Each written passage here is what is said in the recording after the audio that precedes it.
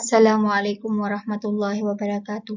In lesson 6, we will talk about the multiple integration. So in multiple integration, we have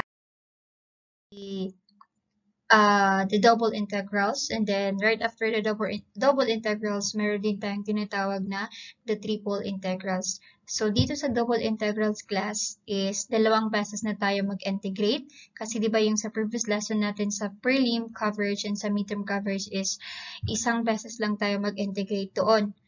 Here is dalawang beses na, which means dalawang variable na din yung involved. Sa first is, doon sa first na topic sa prelim and midterm is isang variable lang yung involved. It's either x variable or variable y.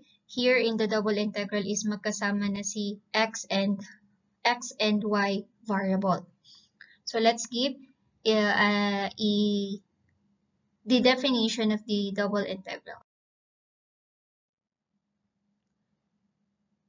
An integral of a function of a single variable is called a single integral. So, ito yung sinasabi ko yung sa prelim coverage natin, yung 6 techniques of integration, is ang tawag doon class is single integral kasi isa lang yung variable na involved, and then isang beses lang din tayo mag-i-integrate.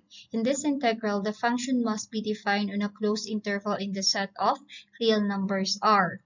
An integral involving a function of several variables is called a multiple integral. Okay, kung 2 or more variables na yan class, ibig sabihin nun that is a multiple integral. For the double integral of a function of 2 variables, we require that the function be defined in a closed region in R squared kasi double integral naman siya.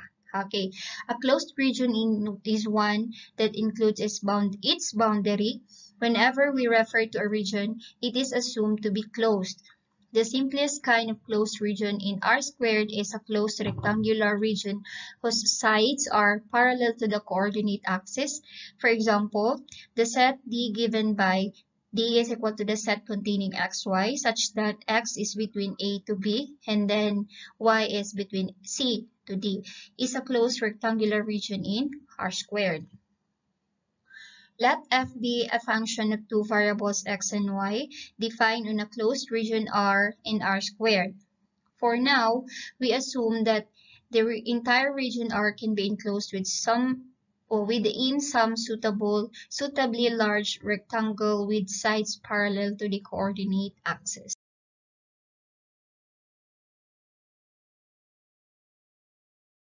So we have properties of double integral. So actually nandun na to sa handout sa binigay ko. So pwedeng hindi na siya isulat kasi andun naman. So sa properties of double integral, we assume that all integrals exist. Okay? So i-assume natin na lahat ng integrals dito sa double integral ay nag-exist. Okay, first property, if the functions f and g are integrable on closed region R, then f plus or minus g is integrable on R, and the double integral f of x plus y plus or minus g of x plus g of x y dA is equal to, okay, so ito daw pwede natin siyang ma-integrate as the double integral of f of x plus y dA plus or minus the double integral of g of x y dA. Ibig sabihin nun, integrate si first term, integrate din si second term. Okay, the second property is if the function f is integrable on a closed region R and k is a constant, okay, then kf is integrable on R, and the double integral of k times f of x y dA is equal to k times the double integral of f of x y dA. Ibig sabihin lang dito sa property 2 is kung may constant daw before the integrand is pwede daw siyang ilabas muna sa loob ng integral sign natin. For the third property, if the functions f and g are integrable on a closed region R, and that f of x y is greater than or equal to g of xy for all xy in the region R, then the double integral f xy dA is greater than the double integral g of xy dA. So, after nating nabigay yung properties of double integrals, may tinatawag tayo class na iterated integrals. Recall that it is usually difficult to evaluate single integrals directly from the definition of an integral. Diba tama? Kasi kaya nga natin diniscuss yung 6 techniques of integration kasi alam natin na mahirap talagang i-evaluate yung single integrals. But the fundamental theorem of calculus provides a much easier method. So, ang ibig sabihin nito class, yung definite integral. So, di ba yung definite integral, which means fix yung given na result niya. Ibig sabihin, ang makukuha natin is a constant using the fundamental theorem of calculus. The evaluation of double integrals from first principle is even more difficult. But in this section class, we see how to express a double integral as an iterated integral, which can then be evaluated by calculating two single integrals. Okay, kasi double integral naman yung pinag-uusapan dito. So, ibig sabihin nun, mag-evaluate din tayo by calculating two single integrals. Suppose that f is a function of two variables that is integrable on the rectangle R. In R is equal to the what you call this one, interval AB and the interval CD. We use the notation, okay, integral of fxy dy evaluated from C to D to mean that x is held fixed and then f of xy is integrated with respect to y from y equals to C then to y equals to D. This procedure is called partial integration with respect to y. So notice its similarity to partial differentiation. Now, if the given notation is the integral of f of xy dy from C to D is a number that depends on the value of x. So it defines a function of x. A of x equals to the integral of f of x y dy evaluated from C to D. Iterated integrals, ganito yung form niya. Double integral pa rin ha. Kaya nga iterated integrals. Okay.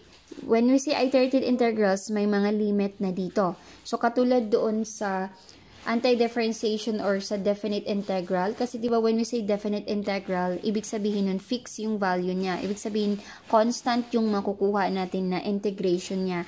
Unlike kasi sa indefinite na hindi natin alam kung ano yung fixed na value niya.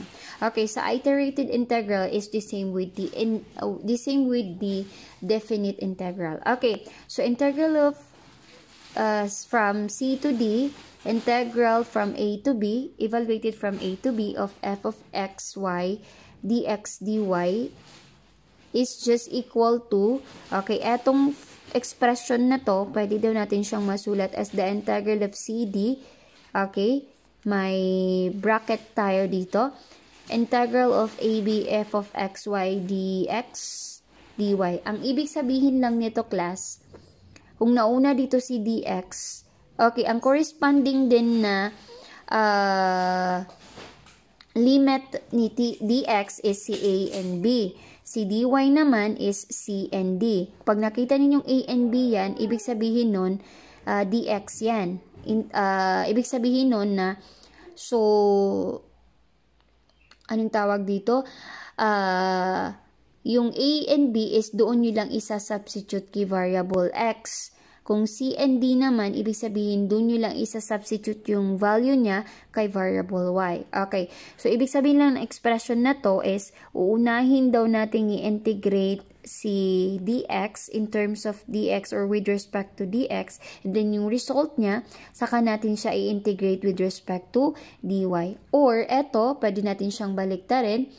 A, B, C, D, okay? So, since si CD yung nandito, ibig sabihin, nandito din si dy. Hindi pwede na si CD or C to D yung limit niya dito tapos dx. Okay, mali yon. Kung saan si CD, kung nasa pangalawa si CD dito, ibig sabihin nandyan din si dy. Since nasa labas doon si dx, si A and B, doon din si dx sa pangalawa. Ibig sabihin nun, unahin natin i-integrate si with respect to dy, with respect to y, saka natin i-integrate si dx. So, yun lang yung ibig sabihin ng expression na to. So, take note, si a and b kay dx lang yan, si c and di kay dy.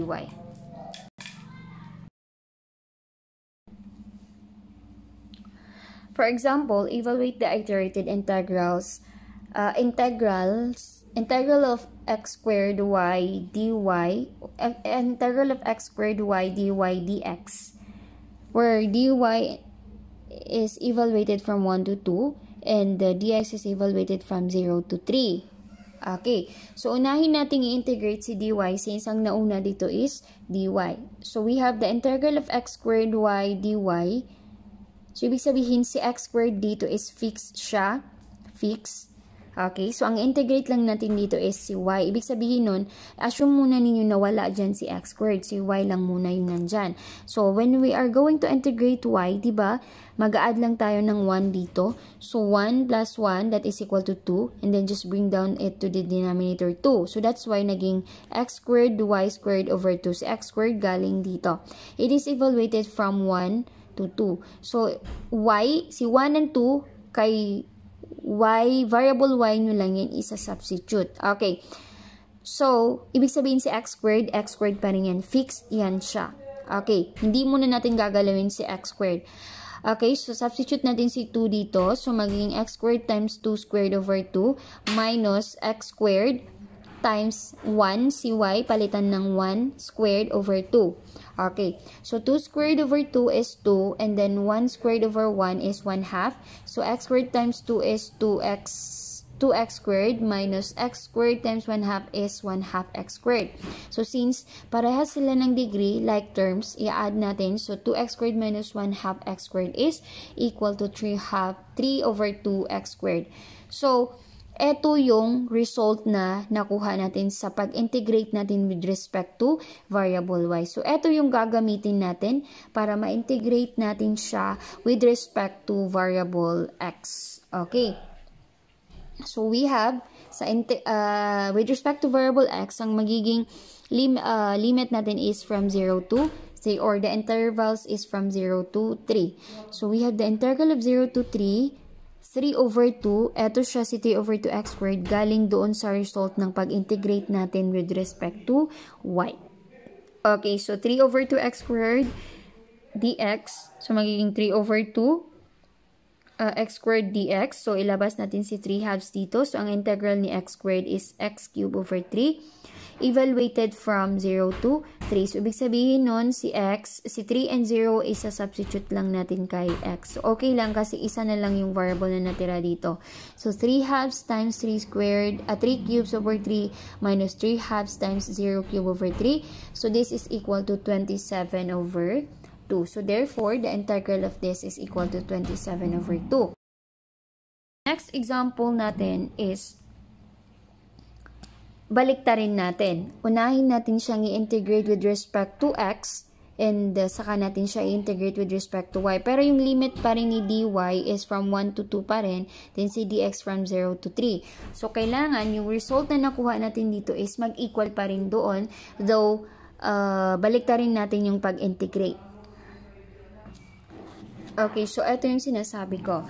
Integral of x squared y pa rin, yung given natin na integrand. So, binaliktad lang natin, dx yung unahin natin, or with respect to x yung unahin natin i-integrate, saka natin siya i-integrate with respect to y. So, di ba sinabi ko na kanina, kung saan si dx, kailangan andun din yung limit niya or the interval. So, this is from 0 to 3 dx, and then si dy naman is from 1 to 2. Kung ibarat mo piya kapag interchange yung aya na pag-follow mo ang buso limit roo. Kasi na kung tunay matatago sa ya limit, nagito'y partner yan si dy. Kung tunay matatago si a, nagito mong partner yan na limit yan. Okay, so unahin natin integrate with respect to x. So integral of x squared y dx from 0 to 3. Okay, etong nasa loob, yung unahin natin. So ibig sabihin si y is y pa rin yan, i-fix natin si y. So, ibig sabihin, hindi natin yan babaguhin. Okay, so ang integral ni x squared is x cubed over 3. times y. Okay, it is evaluated from 0 to 3. Ibig sabihin nun, kay x lang tayo sa substitute. So, magiging 3 cubes over 3. Si y is andyan pa rin si y. And then, minus 0 cube over 3 times y. Okay, so this one is 9y na lang kasi this one is 0. 3 cube over 3 is 9 kasi 27 divided by 3. So, ibig sabihin nun, etong result na to, eto na naman yung i-integrate natin with respect to y. Okay, so eto siya. So, integral of 9y dy evaluated from 1 to 2. So, ang integral ni 9y dy is 9y squared over 2 evaluated from 1 up to 2. So, 9 over 2 times 2 squared. Okay. 2 squared. Si 2 dito ko nilagay sa denominator ni 9 ha. So, that's why 2 squared na lang dito. Minus 9 over 2 times 1. So, 9 over 2 is 18. Times 9 over 2 times 2 squared is 18. Kasi di ba makakancel out yung isang 2 dito sa denominator at saka yung isang 2 doon. So, 2 na lang yung matitira. So, 9 times 2, 18. 9 over 2 times 1 is 9 over 2. So, 18 minus 9 over 2 is equal to 27 over 2. So, which means, parehas doon sa result natin kanina. So, therefore, kahit baliktarin natin yung pag-integrate, ibig sabihin nun, the same pa rin yung integrand, pero yung process is inuna natin kumbaga, kanina kasi inuna natin with respect to y, sa kasi with respect to x. Dito sa pangalawa, with respect to x yung inuna natin, with respect to y na naman. So, kailangan parehas talaga yung result na ma-obtain natin. If ever man na hindi parehas ng result, there is something wrong with your solution.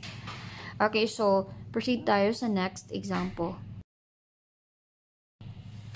Sa example number 2, ito yung A natin, tapos ito yung B. Okay, so, integral of 4x cubed minus 9x squared y squared dy dx. Yung sa dy, it is evaluated from 1 to 2, and then yung dx naman is evaluated from 0 to 1. Okay, so, unahin nating i-integrate siya with respect to y kasi dy yung nauna dito, and then yung limit niya or interval niya is from 1 up to 2. Okay, so here, integral of 4x cubed minus 9x squared y squared dy from 1 to 2. So, ang integral nito, okay, so 4x, di ba ang sabi ko kapag nag-integrate ka ng isang variable, say for instance dito with respect to y, si x is fixed lang siya. Okay, so since dito, di ba dalawang term yan? So, integrate natin to, integrate din natin yan. So, ang integral nito, with respect to y, di ba si 4x cube is 4x cube pa rin yan. Times, integral of dy man, so ang integral ni dy is y. Okay, so eto, 9x squared, si y squared is magiging y cube over 3. Kumbaga, eto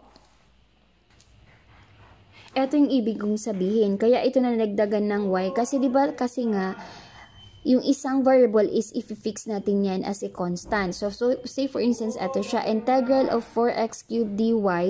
Okay, so since constant natin si 4x cubed, ilabas natin siya sa integral na sign. So we left with dy na lang sa loob. And then, si 4x cubed, diba constant yan? Assume natin na constant yan. And then, integral of dy is y. So, that's why, naging 4x cubed y siya. So, eto. Okay, katulad din dito sa second term, 9x squared, since may variable tayo dito na y squared, so, eto lang yung i-integrate natin. And then, si 9x squared is fixed lang siya. So, mag-add lang tayo ng 1 dito. So, that's why naging y cubed over 3. So, it is evaluated from 1 up to 2. So, ibig sabihin nun, yung 1 and 2 na yan is doon nyo lang isa-substitute kay variable y. Hindi ninyo isasali si x. Okay, so ganito yung mangyayari dyan. 4x cubed minus 4x cubed y minus 3x squared y cubed kasi 9 divided by 3 is 3. Okay, so 4x cubed times si y replaced it by 2, and then 3x squared, and then si y replaced it by 2 minus 4x cubed times y, si y i-replace yan ng 1 minus 3x squared times si y i-replace yan ng 1. Okay, so 4x cubed times 2 is 8x cubed minus 24x squared. Dito sa pangalawang term, 4x squared cube times 1 is 4x cube minus 3x squared times 1 cube is 3x squared pa rin. So, combining like terms, eto siya, 8 minus 4 is 4, and then negative 24 plus 3 is negative 21x squared. So, ibig sabihin nun, eto yung gagamitin natin na integrand, i-integrate natin with respect to x na naman, and it is evaluated from 0 to 1. Diba, tingnan ninyo si dx, yun yung corresponding interval niya. Si dy naman is yan yung corresponding interval niya. Okay, so ito yung integrate natin with respect to x. So, okay na siya. So, 4x to the power of 4 over 4 kasi 3 plus 1 is equal to 4. 21x cubed over 3 evaluated from 0 to 1. So, we get negative 6. So, kailangan pagbaliktarin natin to, if mag-una tayong mag-integrate with respect to x, saka si dy, kailangan negative 16 yung ma-arrive natin. Okay, so ito yung kabaliktaran niya. The same pa rin ng integrand, pero unahin natin si dx. Ano yung corresponding ni dx na interval, diba? 0 to 1. So, kailangan, kung nandito si dx, dito din yung corresponding interval niya na 0 to 1. Si dy, 1 and 2, 1 and 2. So, nandito si 1 and 2 sa labas. Okay, so unahin nating integrate with respect to x. Ibig sabihin si y squared is fixed siya. Okay, so 4x cube, ang integral niyan is 4x to the 4 over 4 minus 9x cube kasi 2 plus 1, 3. Then si y squared is y squared pa rin yan. Kung mapapansin niyo walang y dito kasi in terms of variable x man tayo nag-integrate. Okay? Unlike kasi kanina na nalagdagan siya ng y. Okay. Okay, so eto, this is equal to x to the 4 minus 9 divided by 3 is 3x cubed y squared. So, it is evaluated from 0 to 1. Si 0 and 1, kay variable x nyo lang siya isa-substitute. Kasi eto yung interval ni x. Okay, so 1 to the power 4 minus 3 times 1 cubed times 1 squared minus 0 na siya. Kasi pag 0 yung ano dito, magiging 0 na din sa kabilang side. Pero may tendency na though 0 yan, hindi siya equals to 0. Okay, so in some cases lang yon. So 1 to the 4 is 1. 3 times 1 cube is 3 times y squared is 3y squared. Okay, so eto yung result sa pag-integrate natin with respect to y. Okay, so with respect to x rather. So eto yung gagamitin natin sa pag-integrate natin with respect to y. So, we have 1, integral of 1 times dy is y. Integral of 3y squared is 3y cubed over 3. It is evaluated from 1 to 2. So, we have y minus y cubed evaluated from 1 to 3 because 3 divided by 3 is equal to 1. So, substitute natin dito kay y. So, we have 2 minus 2 cubed minus 1 cubed. So, 2 minus 2 cubed is 2 minus 8. This one is 0 na siya. So, 2 minus 8 is negative 6. So, parehas sila ng results. So, which means tama yung solution natin. Okay, for the last example sa double integral, sa iterated integral, trigonometric. So, ibig sabihin na hindi lang sa mga functions yung application ng double integral or iterated integral, kundi sa trigonometric functions din. Okay, so ang given natin na integrand is the cosine y.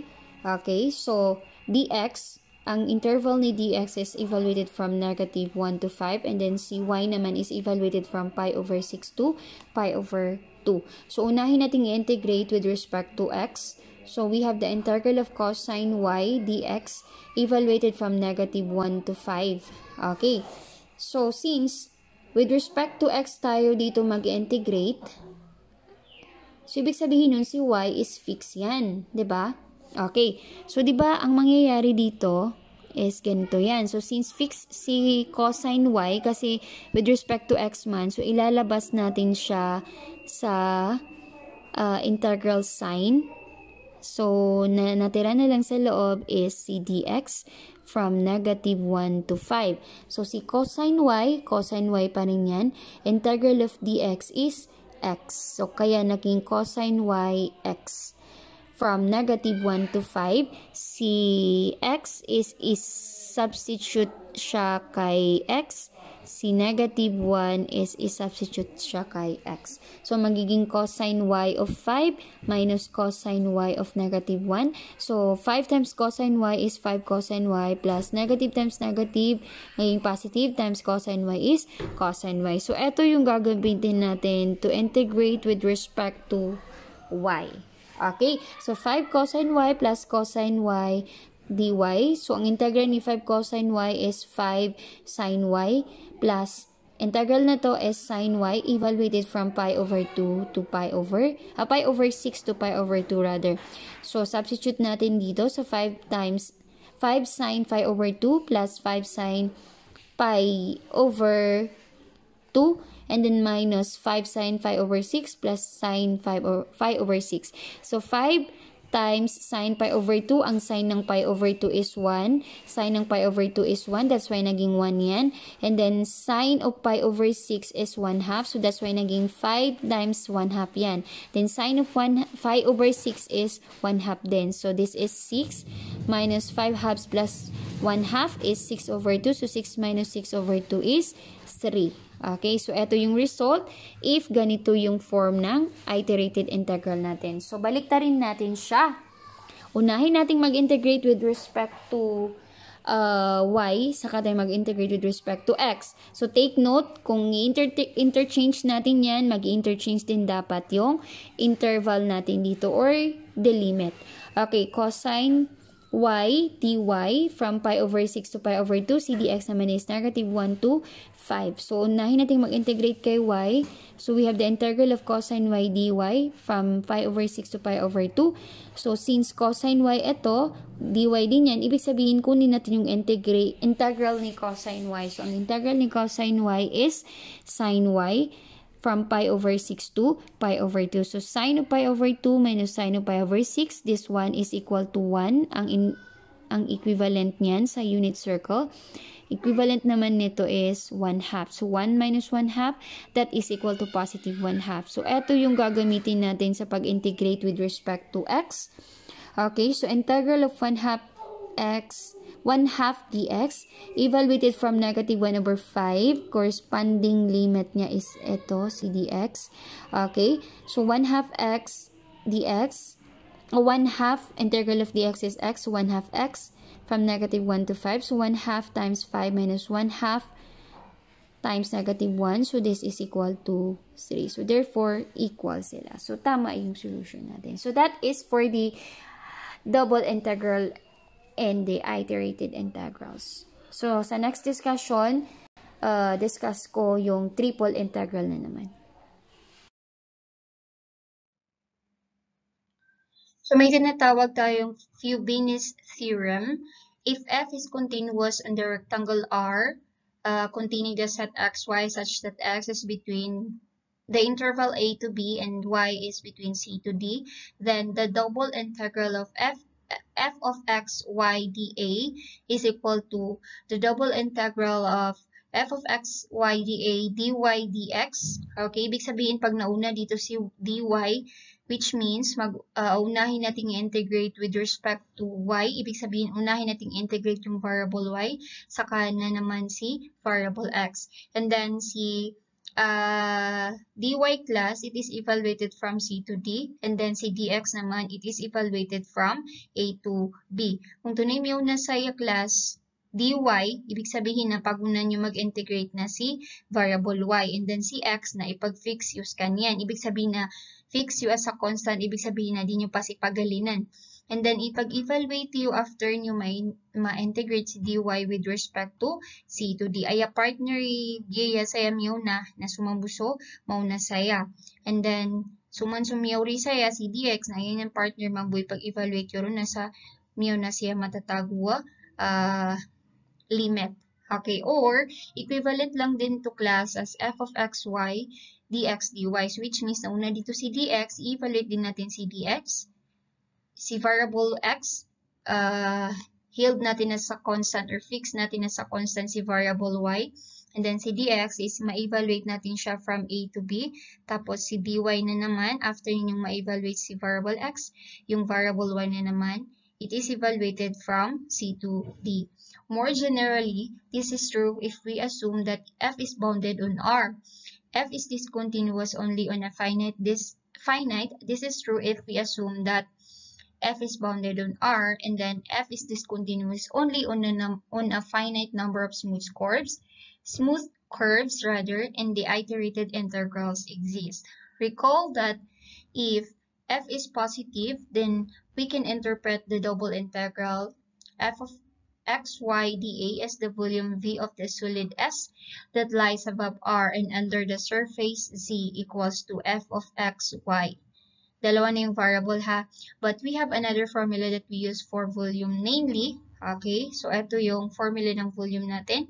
V is equal to the integral of A of x dx evaluated from A to B. Okay, na-discuss na to doon sa volume of a shell method and this method.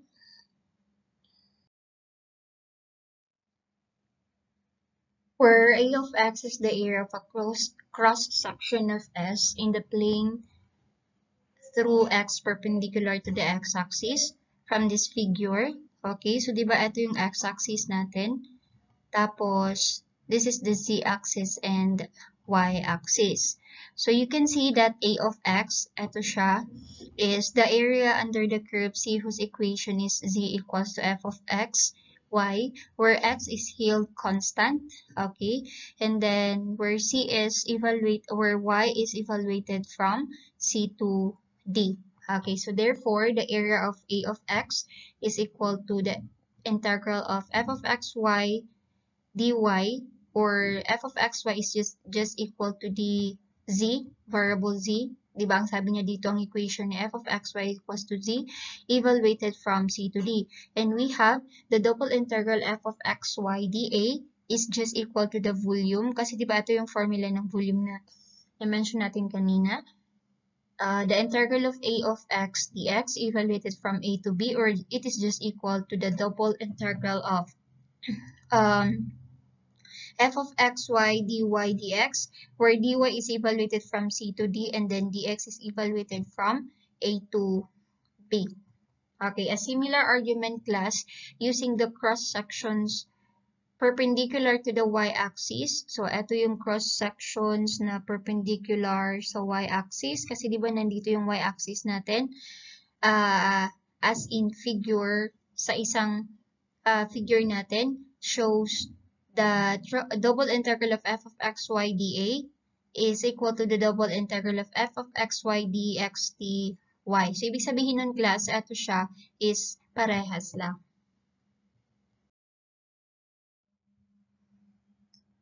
For example, class, evaluate the double integral x minus 3y squared. So, ito yung function natin, dA. Yung dA na yun, class, we can replace that one as dy dx or dx dy. Parehas lang ng result. Where R is the set containing xy such that yung x natin is evaluated from 0 to 2, or dx natin is evaluated from 0 to 2, and then yung dy natin, class, is evaluated from 1 to 2. So, ibig sabihin nun, kung i-evaluate ninyo is si dx, ang gagamitin ninyo na limit is si 0 to 2 na interval. And then, yan yung sa dx. Kung sa dy naman, ang gagamitin ninyo na limit is from 1 to 2. Kung ang evaluate ninyo na integral is yung dy, or i-integrate ninyo is with respect to variable y.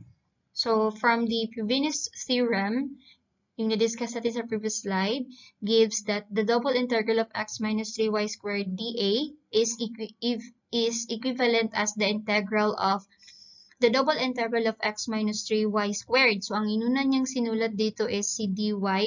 Ibig sabihin nun, i-integrate natin to with respect to the variable y.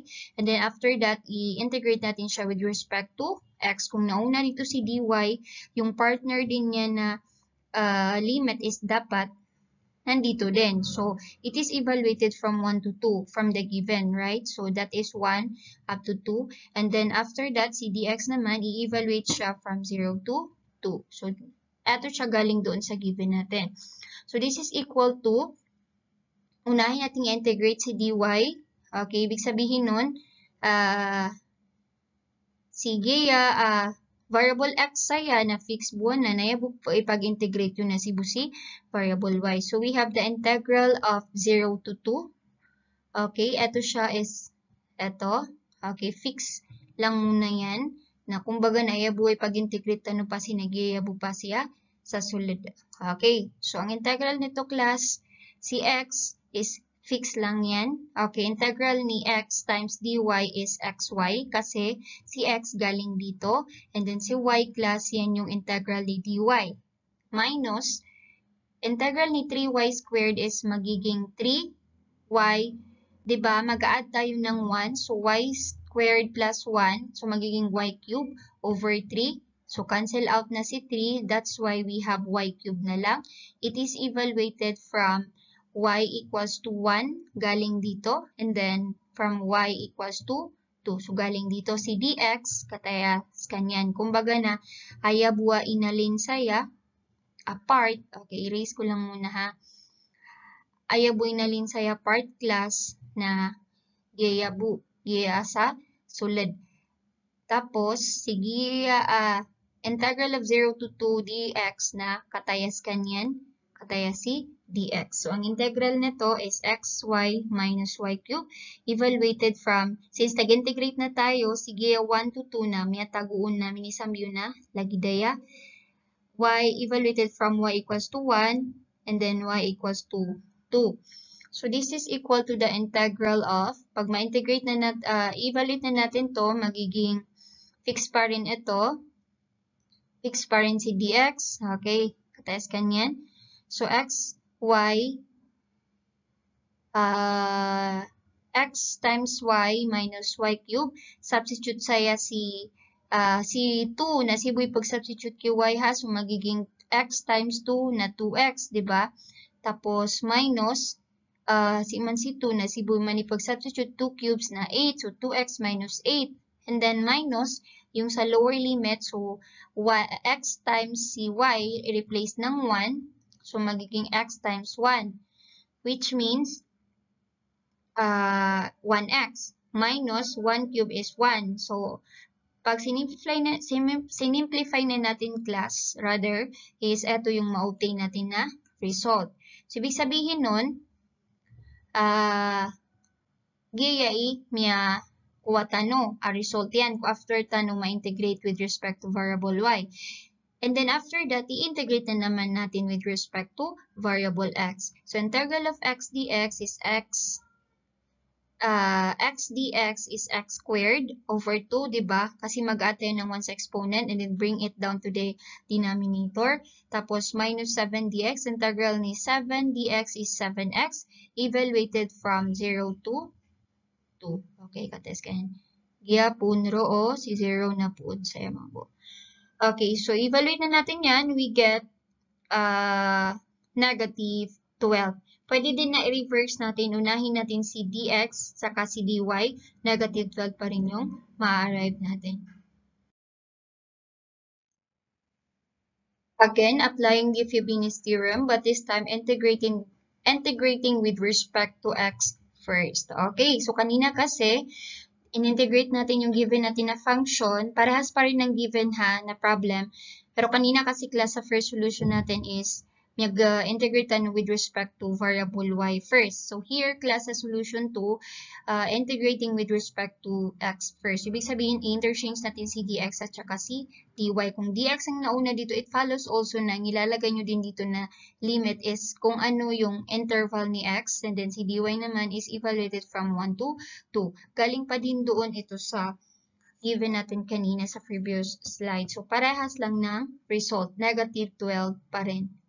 Okay, so dito class sa double integrals application using the Fibonacci theorem, kahit baliktarin ninyo si dx or dy, dy or dx, kahit saan yung unahin ninyong integrate, the same pa rin yung result na makukuha ninyo. Okay?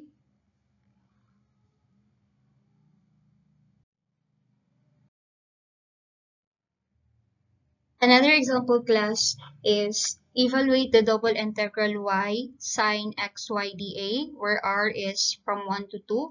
Ibig sabihin nun, ito yung limit ni dx or dx. Tapos, ito naman yung limit ni dy. Basta may lane yung annotation na lagi daya na miyo na si a na ginanso sa limit to x na sa ikadua si nagdito mo buhay limit t y or c dy.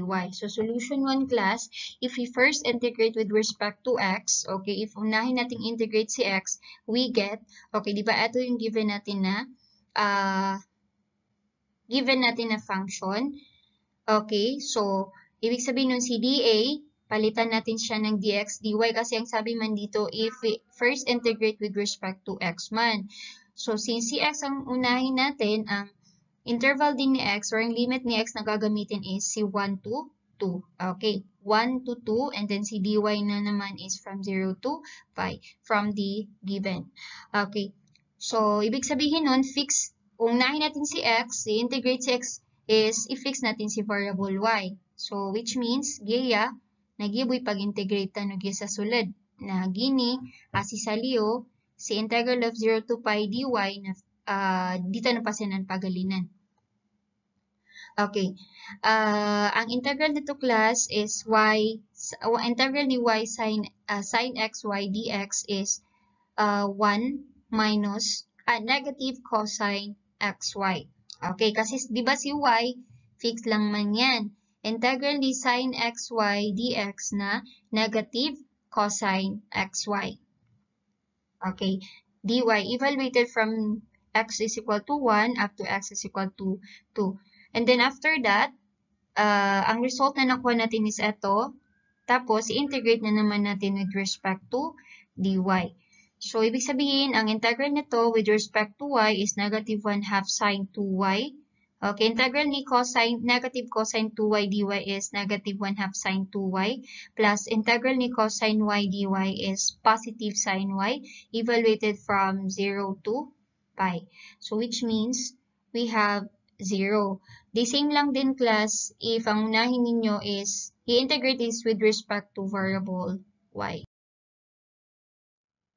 So, ito yung solution 2 niya. So, if we reverse the order of integration, we get the integral of y, double integral of y sin x y dy dx. Nauna dito is si dy, saka si dx. It follows also na si dy, ang limit niya is from 0 to pi. Si dx naman is from 1 to 2. To evaluate the inner integral, ang ibig sabihin ng inner integral is etong nasa loob. Okay. We use the integration by parts. Okay, by parts yung gagamitin natin. Ito yung technique of integration number 2. U equals to y. We let u equals to y and then dv natin is sin x dy, sin xy dy. So, ang derivative ni y is dy. Integral ni sin xy dy is negative cosine xy over x. So, ito na-arrive natin. And then, if we now integrate the first term by parts, so ito pa rin, we get 0. So, the same lang kanina. So, kahit saan yung unahin ninyo na integrate with respect to x ba or with respect to y. Another example class is evaluate the double integral 4x plus 2y squared dA, where R is the set containing xy such that x is from negative 2 to 2. Okay, so ito yung interval natin from negative 2 to 2. And then, where y is from 2 to 4. So, if unahin natin i-integrate with respect to y, ganito yung magiging setup natin. Si dy, ang corresponding limit niya is to si 2 to 4. And then, si dx naman, ang corresponding limit niya is si negative 2 to positive 2. So, which means, fix natin si variable x. Okay, so ito muna yung integrate natin, yung inner integral. So, which means si 4x na i-fix tanwanan. Si 4x, integral ni 4x dy na 4xy. Kasi na si 4x na denan alina. Na integral ni dy kasi na y, di ba?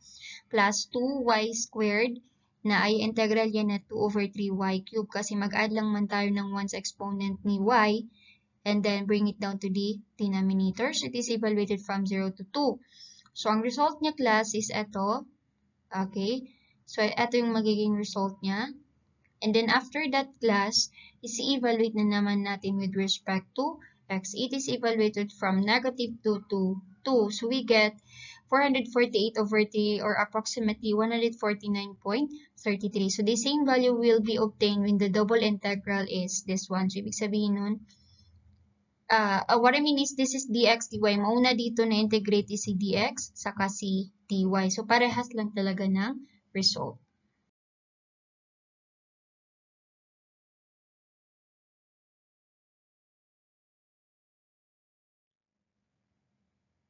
We are done with the double integral. So let's proceed to the triple integral. So ibig sabihin dito class sa triple integral, tatlong variable na yung involved dito. We have the x, y, and z. Okay, so ibig sabihin nun, tatlong beses na tayong mag-i-integrate. So parehas pa rin din ng process doon sa double integral.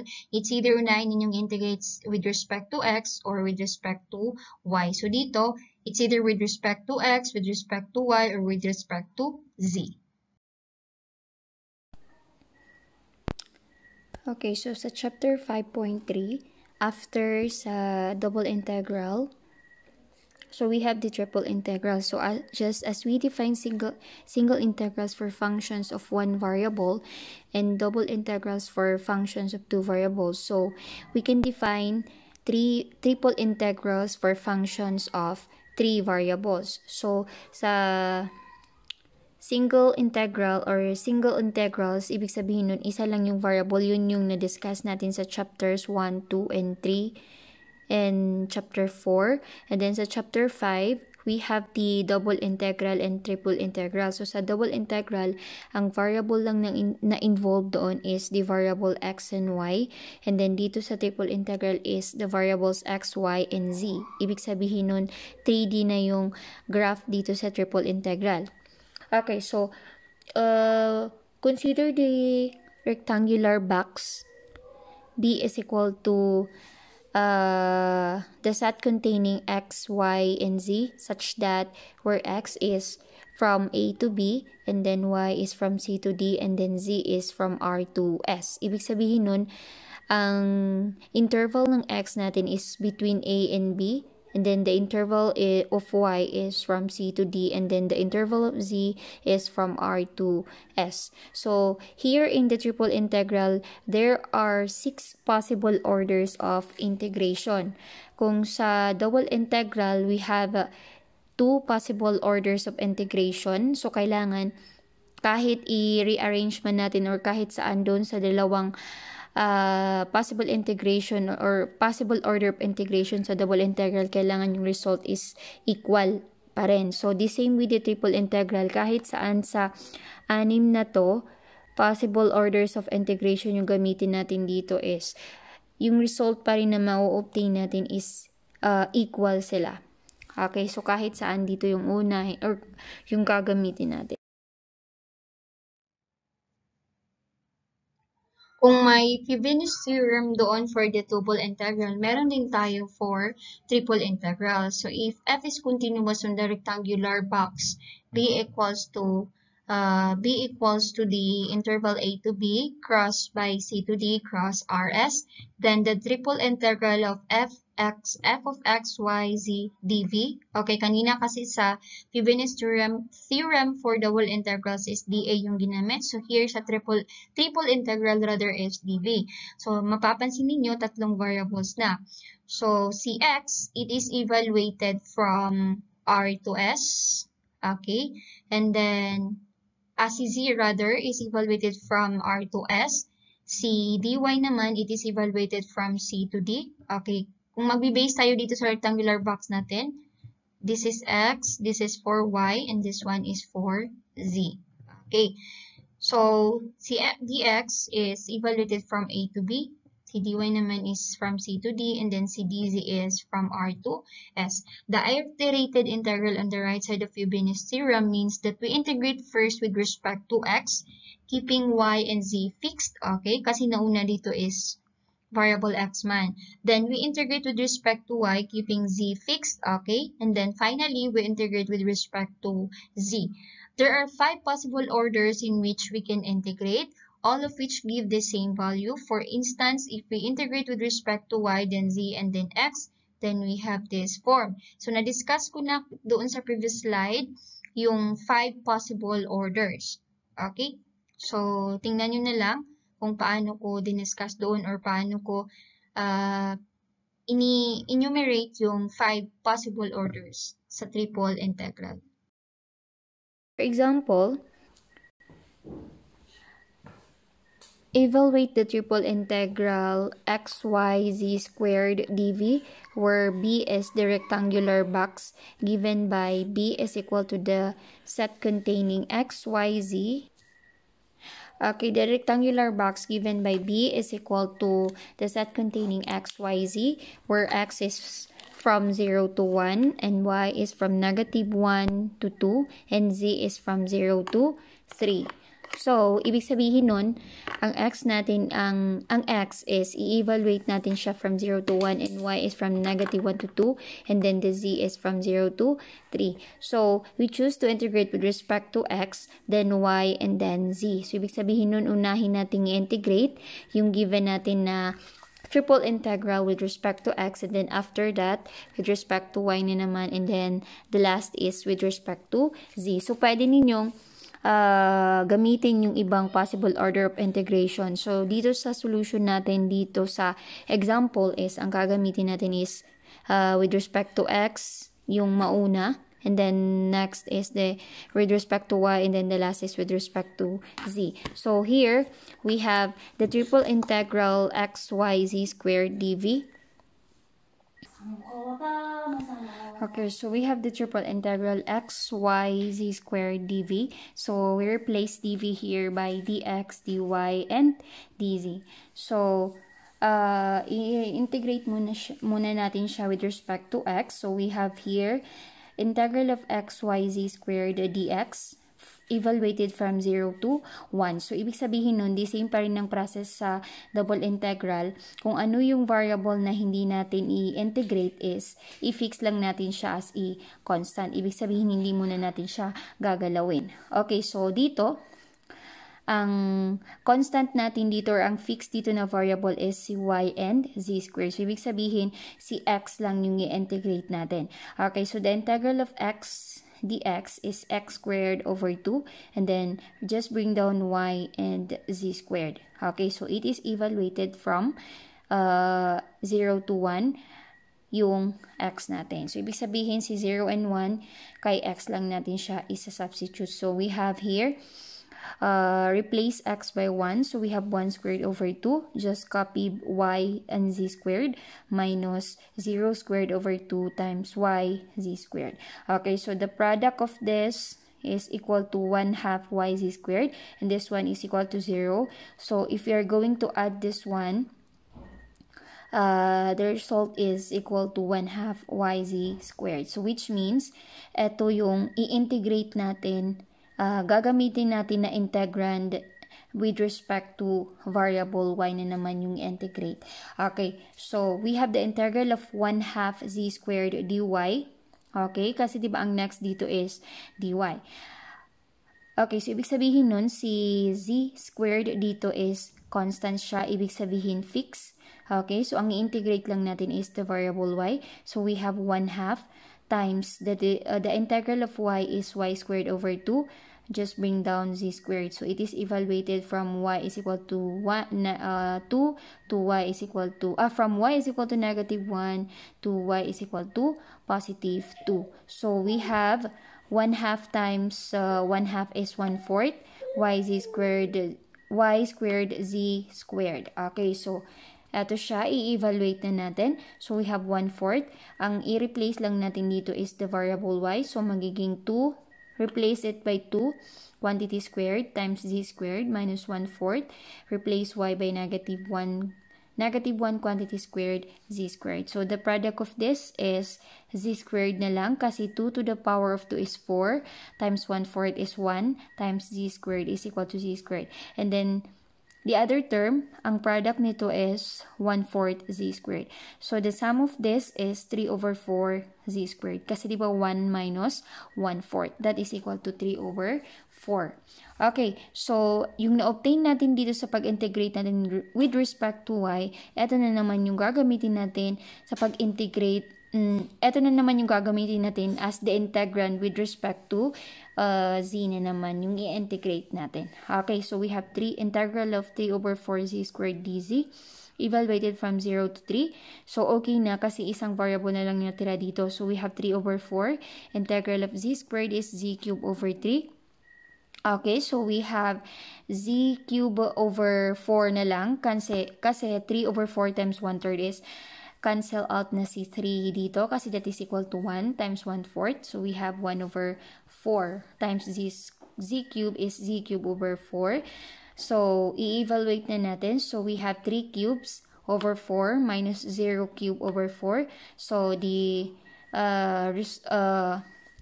result of 3 cube over 4 is 27 over 4. So therefore, the integral of xyz squared dv is equal to 27 over 4. So pwede natin siyang i-check if if gagamit tayo ng ibang possible order of integration. Let's say unahin natin dito is si dy, saka si dx, and then si dz, or pwede din na si dz, dy, dx, or si dz, dx, dy.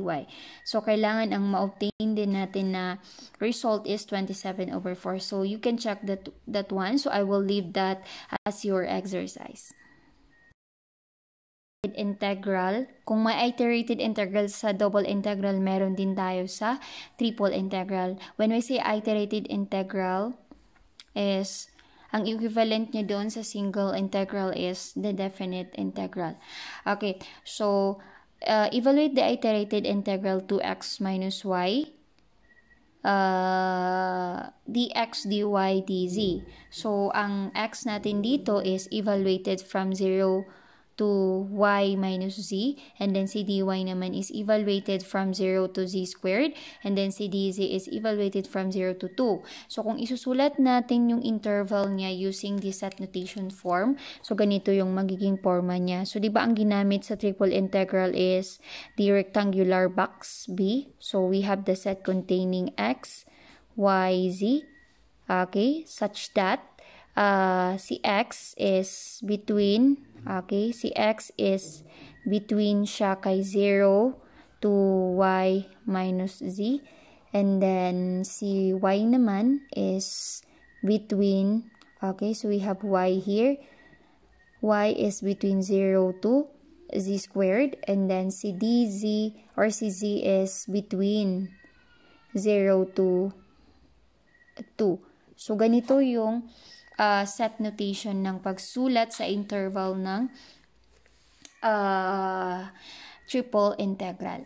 Okay, so since nauna dito is si dx, we need to integrate first with respect to dx, and then after that with respect to dy, and then the last one is with respect to dz. Okay, so we have the integral of 2x minus y dx from 0, evaluated from 0 to y minus z.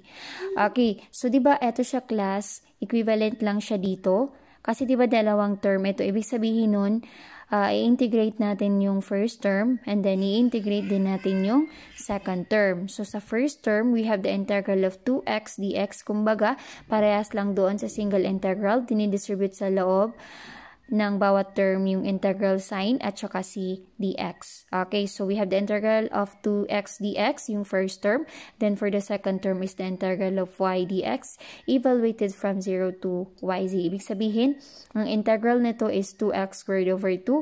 And then integral ni, diba, since si y is constant, so ibig sabihin nun, ito siya is equivalent lang as y, tapos integral of dx from 0 to y minus z, since fixed man si y. So that's why naging integral niya is yx, because y is the fixed variable, and then integral of dx is equal to x. So it is evaluated from 0 to y minus z. So ibig sabihin si 0 and 1 y minus z is kay variable x nyo lang siya i-substitute. Okay, so 2x squared divided by 2 is x squared minus yx na lang. Evaluate it from 0 to y minus z. Okay, so si x, replace it by y minus z. So, magiging y minus z, since may square doon, ibig sabihin mag-square din tayo dito. And then, minus y, eto si y, and then si x, replaced it by y minus z. Okay, so take note, this is the x, and then eto naman si x. Okay, and then minus si 0, 0 squared minus y times 0. Okay, so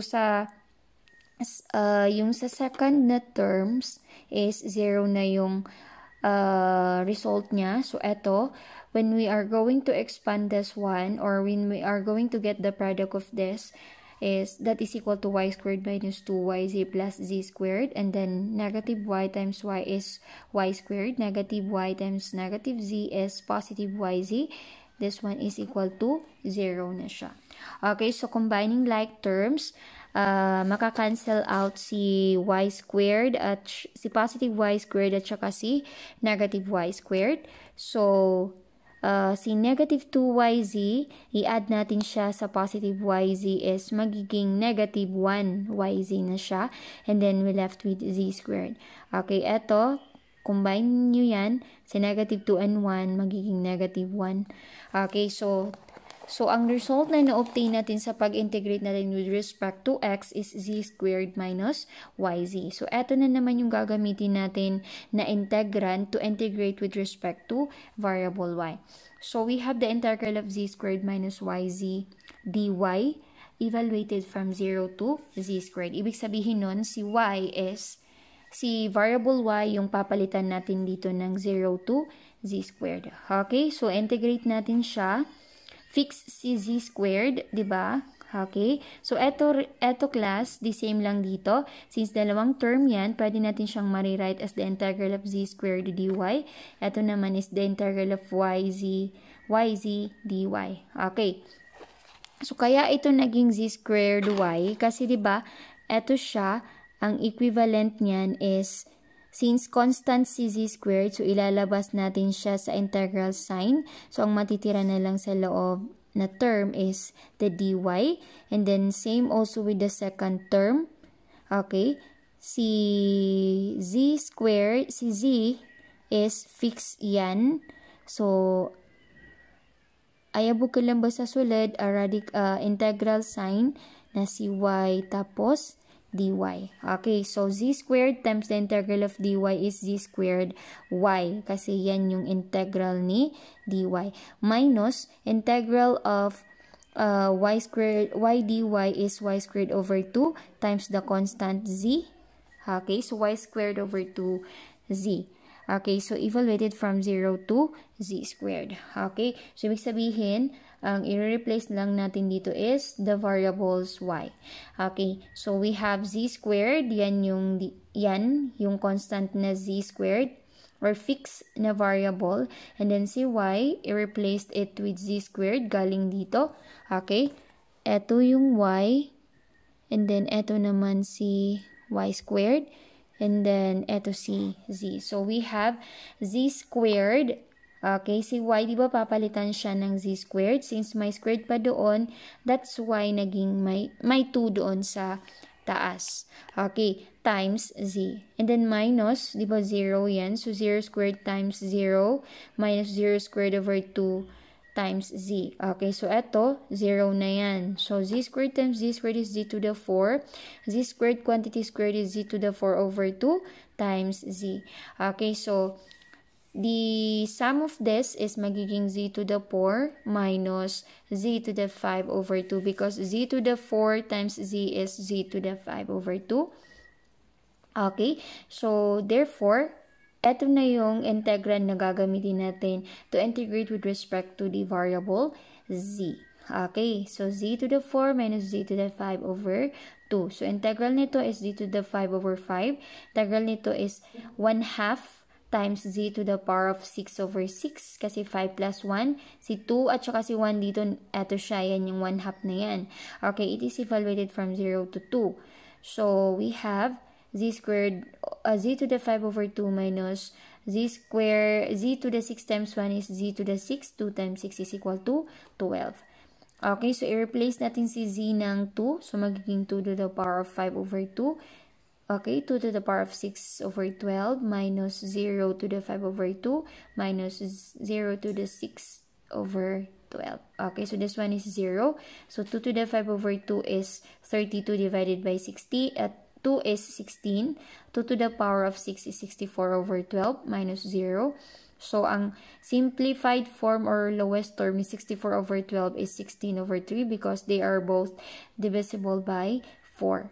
Okay, so ang sum nito or the difference of this is positive 32 over 3. Okay, so therefore, the integral of 2x minus y dx dy dz is the 32 over 3. So, you can check that one using the other possible orders of integration. So, pwedeng, ang gamitin nyo dito is si dz dy dx. Or depende na sa inyo kung alin doon sa anim na possible orders of integration. So, that is for the example number 2. For example, evaluate the triple integral x, y, sine y, z, dv, where g is evaluated from 0 to pi, and then y is evaluated from 0 to 1, and then z is evaluated from 0 to pi over 6. So, dito class sa example natin, ang ginawa niyang solution is, unahin siyang i-integrate with respect to z, saka kay variable y, and then lastly is with respect to x. So, ito yung magiging setup natin. Si dz, ang corresponding limit niya is from 0 to pi. Si dy naman is, ang corresponding limit niya is from 0 to 1 from here. Then si dx is from 0 to pi. So, galing dito sa given natin. So, ibig sabihin nun, unahin natin integrate with respect to z. So, i-fix natin si variable y and variable x. Okay, so eto siya. And then, eto yung na-obtain natin integrating with respect to y. Then, right after that, with respect to x, so we get pi over 2 times pi minus 3. So, pwede din na baliktarin ninyo yan or using the 5 possible orders of the triple integral. It's up to you, class. Okay?